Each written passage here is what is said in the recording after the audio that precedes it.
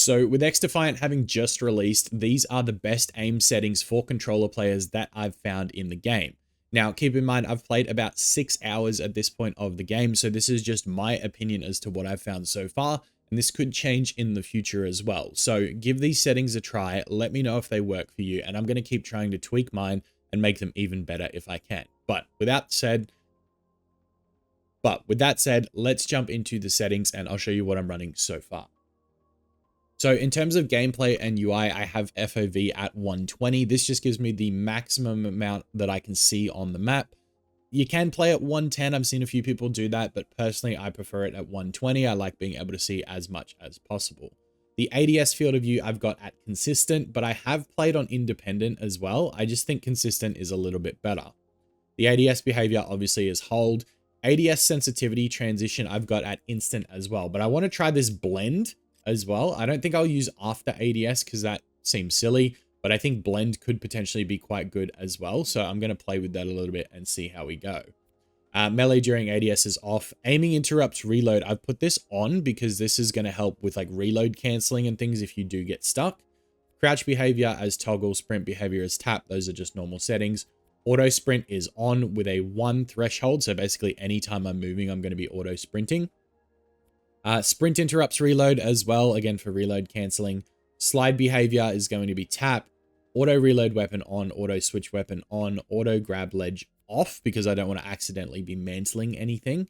All these ones are basically pointless unless you want to like do damage numbers and enemy health bars. Like I've got damage numbers on just to get a rough idea of how much I'm doing, and enemy health bars on as well. Distance is in meters. I've got all the other stuff turned off because I don't really think it's useful at all. Controller settings, we're going to go in. So I'm running skill thumb brawler, and what this does, it actually changes some of the button layout. So L1 is now jump for me and R3 is now crouch. So basically because I play on a standard PS5 controller, no paddles, no nothing, that's all I use.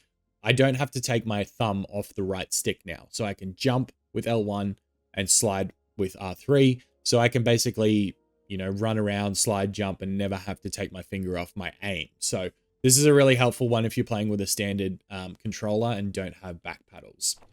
Next up, we've just got stick layout at default. I haven't flipped anything. Aim assist at standard and then strength at 0. You can turn this down if you want to make it more challenging, but I mean, it doesn't seem like it's too OP. I'm using response standard, but I do want to try S-curve. That's why it's sitting there because I want to try that today. But standard is really good. I haven't tried out linear yet, but I'll probably test all of them and make future videos as I start to update it. My horizontal and vertical sense are both at 40. Now, this probably seems like a weird setting, but it's just what I've found to work. I think it started at 25 and it was too low for me, so I turned it up.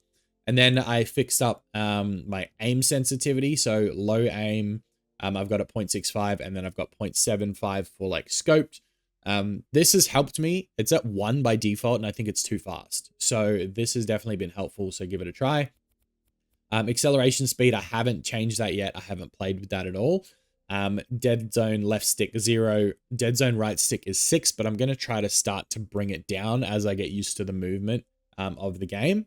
And then all the other things here are off. So those are all the controller settings that I've been using. And then in terms of audio and voice chat, I mean, it's completely preference when it comes to audio. I've got my main volume at 70 because I just don't want to be blasting my eardrums with music and, you know, gunshots and things like that. Dialogue volume, I just left at 100, sound effects 70, UI 30, and music volume 10, just because I don't like tons of music when I'm playing a game and I'm trying to hear things. I play with voice chat off, but I mean, if you want to talk, you can. Brightness and contrast, I've left at 10 and 15, which is what they are by default. But the thing I did change here is the 120 refresh rate. So if you're playing on a, like obviously a new gen console or a PC, and you have a 120 hertz monitor or better, I would suggest turning this on. It's been helpful for me. Everything runs really smooth. I haven't run into really any performance issues so far.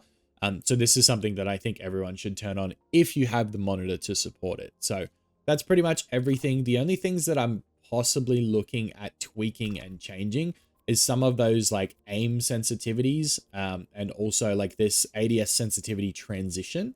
That's the only thing I'm curious to try. So if you guys have tried any of the other options and found them to be better, let me know in the comments. But that's pretty much everything I've got so far. I do want to try this S curve as well, and see where we get to with that. But with that said, these are all the aim settings you guys are going to need. I hope you all enjoyed the video. I hope it helped. If it did, leave a like and subscribe, because there will be tons more XDefiant videos coming in the future, and I will hopefully see you guys there.